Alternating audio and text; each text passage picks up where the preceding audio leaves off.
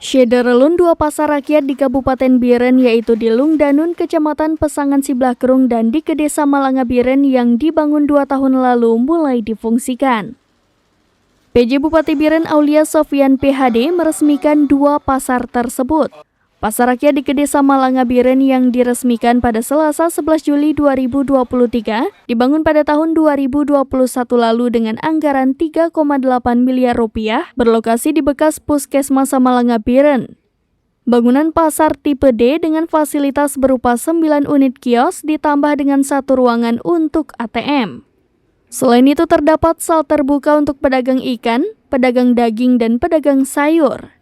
Bangunan pasar tersebut untuk para pedagang yang berjualan di pasar tradisional di kawasan tersebut. Penempatan pedagang nantinya berdasarkan data sebelumnya dan dimusyawarahkan. Sebelumnya pada Senin 10 Juli 2023, PJ Bupati Biren Aulia Sofyan PhD meresmikan Pasar Rakyat Lungdanun, Kecamatan Pesangan Siblahkerung, Kabupaten Biren.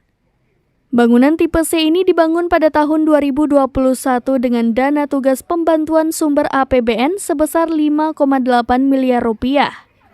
Kepala Disdak Perindakop dan UKM Biren Irfan SPD MPD mengatakan, pasar rakyat tipe C diperuntukkan untuk pasar pekan atau pasar yang dibuka seminggu sekali.